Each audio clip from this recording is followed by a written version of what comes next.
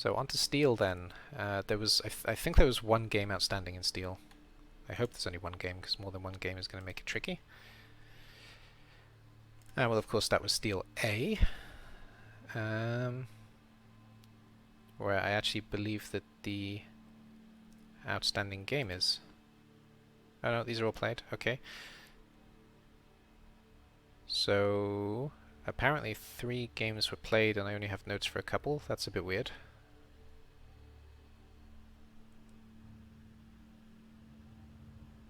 That's more than a bit weird, but okay. I think something's happened to this file, you know, looking at it, because I'm pretty sure I made notes on the majority of these teams. But okay, I think the only game that was actually played was my game against the Canadian Welding Bureau. So the other 3... No, we looked at that team, I think. That game. Well, okay, whatever. So Gribble took on Candor Corsairs, Thunderstruck took on Easy Mode, and Totally Cool Team Name took on Green Steelers. Let's get Spike open on this group. Recapping. No, matchups, not recapping. Matchups. Steel. Steel A. Why am I getting a notification? Oh, I see. Lots of people are live. Great, congratulations, lots of people being live. I wish it wouldn't do that when I was streaming. When I'm actually streaming, it doesn't make a lot of sense, but okay. So we'll start off with the top of the table. So Fallen Glory and his Thunderstruck and Nibanon and Easy Mode are going through to the playoffs. Let's actually get them here. So Nibanon's Lizman Easy Mode and Fallen Glory's Underworld Thunderstruck are going through to playoffs. I think I'm just going to look at the playoff coaches, actually, in Steel, which... Because with Steel, it's always a case of, like, half the teams retire and half the teams don't. So I'm just going to have a look at the playoff coaches. And the other coaches will have a look at if they continue in Bronze or Silver next season. So we're looking at Easy Mode, and we're looking at Fallen Glory's Underworld Thunderstruck. So, Easy Mode, going into playoffs. We have Croxicle with Block Strength. We have Tusorai with Block. Plus Movement and Sprint. Skink. 2 Diving Tackle Skinks, one of which is Busted Movement. I will check my notes again to see if anything is particularly interesting here before I say that I'm only going to look at these teams. I know for a fact, for example, that Lego's Dark Elves are retiring, and Galentio took a bit of a beating against Top Hat's Chaos Dwarfs, and the Chaos Dwarfs actually got 2 level ups, so we'll have a quick look at the Chaos Dwarfs as well, because they might continue. But we will have a look at the main 2 mostly. So that's the Lizard team going into Season 26. It was 6 wins, 1 draw.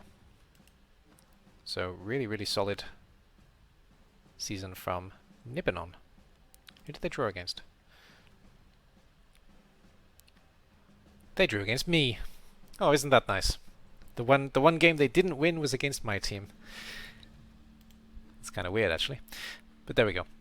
I managed to hold them to a draw somehow with halflings. And Fallen Glory's Thunderstruck are going through as well. So the Underworld.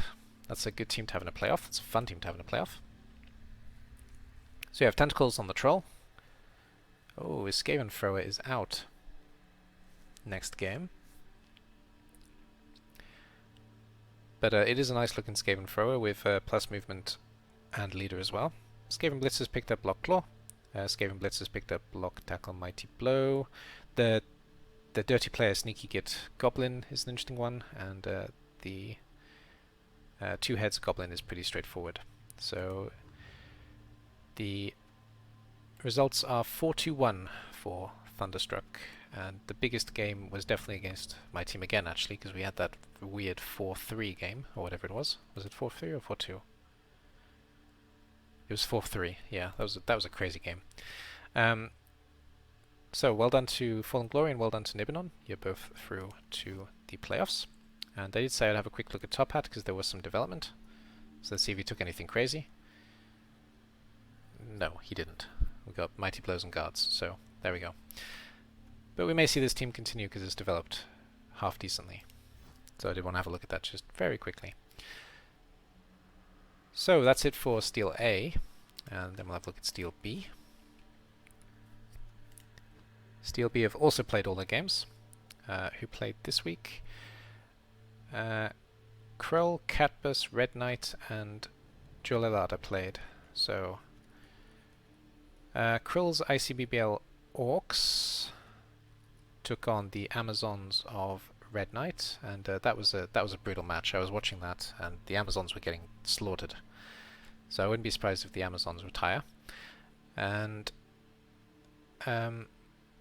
Jolelada took on Catbus, which was just your regular humans, and Ginger Power. So Norse against humans. Dwarves against humans, sorry. Dwarves against humans. So Krell finishes at the top of this group, and Undo also made it to the playoffs. So congratulations to Krell and Undo. We'll have a look at those two teams. Starting with Krell and his Orcs, which I'm pretty sure developed really well. And do I have any interesting notes about them? Krell, 1 level up, Martin the Rowdy. Martin the Rowdy picked up Mighty Blow, standard build. We do have the plus strength Black Orc though, and the thrower with accurate, which is good fun. And there was a Blitz who picked up Dodge, which is a double, but otherwise fairly standard development so far. And they end the run 6 wins and 1 loss. Who did they lose against? They lost against... Where's the loss? They lost their first game. They lost their first game against Underworld of all things, but there we go. So,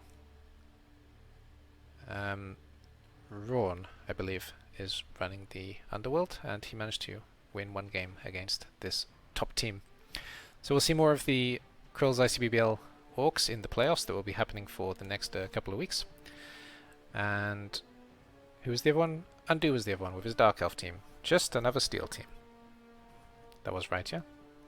Let me just double check actually before I say something that's not correct. Yes, there's no crazy things going on. That is, these are the 2 teams going through. So Undo's Dark Elf team that's has developed quite well actually over 7 games for a Dark Elf team. We do have a double on Mighty Blow. We do have Mighty Blow, which is a double. That would have been a better way of saying that, phrasing that. Do I have any other notes on this team? I'm pretty sure they played last week. Yeah, they did. I've already gone through this team. So, otherwise we've mostly taken normals. So, fairly standard build, but these Dark Elves are going through, and the Orc team is going through. I think I actually have the... Yes, I do. So, in theory, I believe Undo is facing Nibanon, and Krell is facing Stitches in the playoff. So we'll get to Stitches in a moment, but I'm pretty sure that's how that stands. And Undo finishes 3-3-1. So there's that team. And was there anything else particularly worth noting in this group? We had a dead Lino Dwarf, and we had a dead Lino on the Amazon team as well. So they did take a... both those teams took a death. Catbusters Dwarfs and Red Knights Amazons. Alright then, let's have a look at C.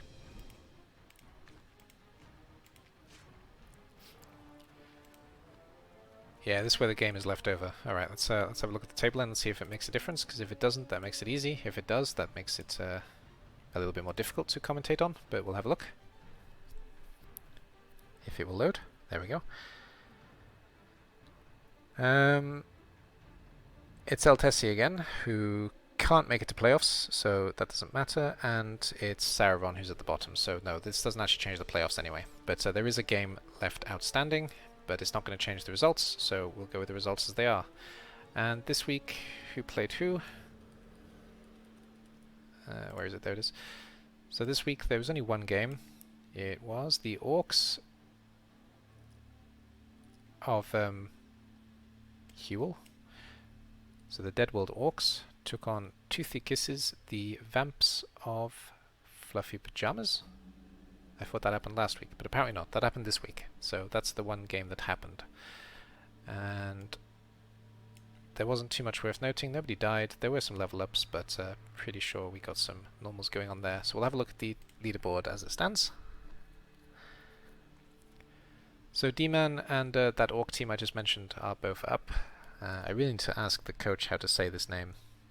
I'm going with Huel because it's just basically what my mind jumps to when I see an X in this combination, but it could be something completely different. But these two teams are definitely through to the playoff.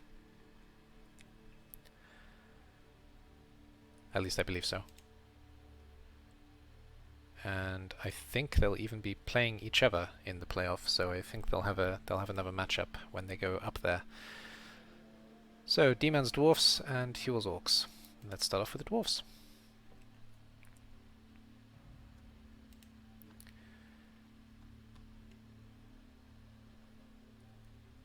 I think I've already looked at this team because I think the game was played last week, but overall it's a very standard dwarf build. Well, with a Death Roller. Death Roller is not standard, obviously, but the Death Roller level up is standard at least, and there's nothing really of note on this team. But here's a dwarf team that's going through to the playoffs, led by a very good coach. So probably a team to watch. And they probably are actually having a rematch against the Orcs in round 1, led by Huel. There was a level up on... Who got the level up in this game? Morga. Morga got a level up, so what did he get? He got block. We do already have an Agility 5 Blitzer on this team though, which, you know, is really good fun. And again, a thrower with accurate. So we got a lot of Orc throwers in this season of ICBBL, which I personally can get behind. Or in front of. I'll catch if you want to as well. I'll be a goblin. I didn't check D-Man's statistics, I'll go back to that in a second, but the Orcs finish 4-1, and the Dwarfs finish 5-0. And they have already played each other, so let's have a look at how their last round went together. So where are the Orcs? They drew in the table, 1-1, so, you know, they get to have a rematch and one of them has to win it, so they're at least in theory on even footing. And they only played a couple of games ago. Okay, we'll finish off with Steel D, where all games are already played as well. Now let's just get Spike open so nothing crazy is going on. So Steel D, I've only got one game noted, but I guess every game has been played. So Stitches took on Jeff B, and Turin, Goblin Marine, Lawnchair, and Hobo Ted have also played their game this week, I guess. So the Hagenmund Griffins, which were a human team, took on the Kane's Pushers, which are Dark Elves, I believe. Wooden Turtle, which is Nurgle, took on Mucking About. What we're mucking about, which were the goblins. I don't know why I keep forgetting Mucking About are goblins, because it's actually kind of fitting for them. Jim Johnson's fan club, which I believe was vampires, took on Heavy Weapons, which I believe was orcs. And look at them pretty clouds, the ogres actually beat up the Pro Elf teams. The Pro Elf team, I think they were on an unbeaten run, so the ogres actually stopped them, so congratulations. That's a really good result for ogres, and that's pretty impressive, Launcher, so well done for putting Turin in his place, for one game at least. But the season does finish with two elf teams going up. An Elven Union team, the Pros, led by Turin, and the Dark Elf team, Kane's Pushers, led by Stitches, which I'm pretty sad about because I wanted to see Goblin Marines Goblins go up, just because, you know, Goblins in playoffs is fun. Nothing against the other coaches that did go up. But I gotta give a huge shout out to Lawnchair and Goblin Marine playing pretty solid seasons with stunty teams. I believe Sai was playing a pretty solid season with a stunty team as well, and I didn't mention him, but these two especially, they stand out to me. Because Ogres were 3-2-2 is great, and goblins of 41 is amazing. They actually lost on the tiebreaker, which yeah, two touchdowns difference. Lots of casualty difference, but 2 touchdowns difference. So Dark Elves scored 2 more than the goblins. That's why Dark Elves go up. Oh, and we haven't taken our level ups, but alright, we'll have a look at the pro team, who almost had an unbeaten run, but the ogres slowed them down. So we do have guard on a lineman, and we do have a lineman out with miss next game. Otherwise, we got pretty standard development overall, and 3 lots of leap, because there are 3 players who haven't yet taken their level up. And like I already said, they finish 6-0-1. So Turin is likely playing against Fallen Glory or Stitches. I'm not too sure which one is in 7th position and which one is in 6th, but either Fallen Glory or Stitches. So maybe it may be a rematch here. So there's that team, and we'll also have a look at the Dark Elves, Kane's Pushes. Led by Stitches.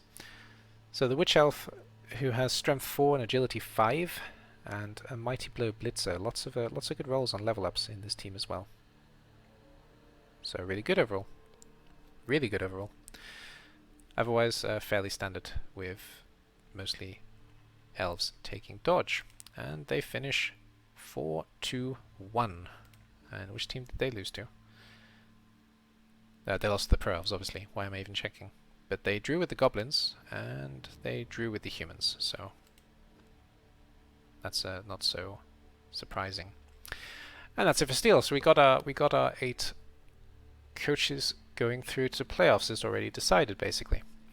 So congratulations to the 8 coaches that I mentioned: Nibanon, Undo, Turin, Fallen Glory, Krull, Stitches, D-Man, and Huel. That's the other one. They're the 8. So congratulations, you guys. I believe are going off to playoffs, and we'll follow you for a couple of weeks more and see how your teams develop as you go into your first season in the pyramid in bronze or silver. My coffee's getting cold. I should have drunk that a bit quicker. So that's basically it for well, yeah, that's basically it for this week's rundown. I am going to play some CCL, but that's everything that I've got to say about ICBBL for this week. I think I am going to announce the team, because even after YouTube, there's already been 12 votes in this chat today for the Kislev team. So I'm pretty certain that Soviet Kislev is going to be my season 26 team. Because at the moment we're on 37 points for Soviet Kislev, and we're on 22 for Chaos, and there's nothing else even close. The Greenies got 16 points, and the Skinks got 14 points, but unless something goes really crazy in YouTube, I guess Soviet Kislev are going to be the team that goes through. And he did it in less than 2 hours. Good luck, good job, mate. Yeah, well, I didn't really have too much to say today, so it's not overly surprising that I did it in less than 2 hours. Oh, Miko, thank you very much for the follow, and good to see you. You just missed the rundown, unfortunately, but I did give you a shout out earlier. Editor AD here, just coming in at the end. Thank you very much for watching this rundown of whichever part you happen to be watching, and I appreciate you spending the time on the channel. Next week, obviously, we'll be moving on to playoffs, and then there'll be the cup at some point, and then we'll move on to the new season. So thank you for taking time to watch. This will continue every Tuesday, but obviously we'll be changing the content as Season 7 is now finished for the most part. I'm going to let the video run out with a clip from the last game I played in whichever part you're watching, like usual. Thank you one more time. Have a good day. Bye bye for now.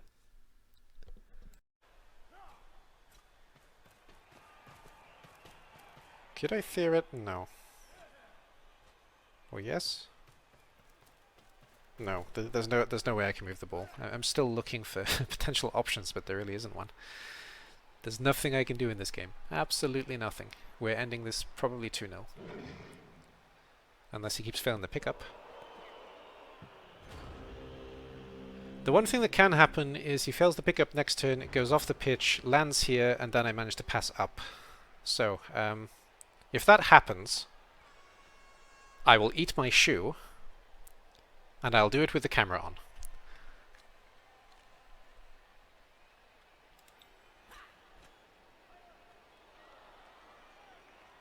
So.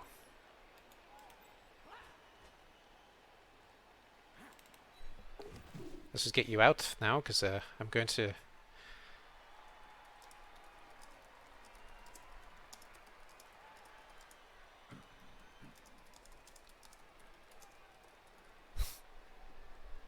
Because if that happens, it's going to be great. Sounds promising. Yes. Oh, I kind of need to go the other way, didn't I? No, I don't, because I need the ball to go up here somewhere. That'll be the way that'll work. Or even better, you know, if it goes off the pitch and then the tree catches it and the tree does the pass. That would be perfect.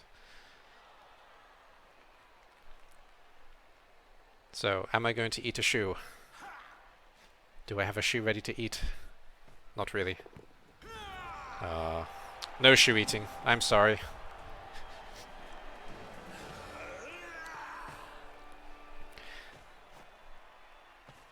Good job. I'm too sexy for my shirt.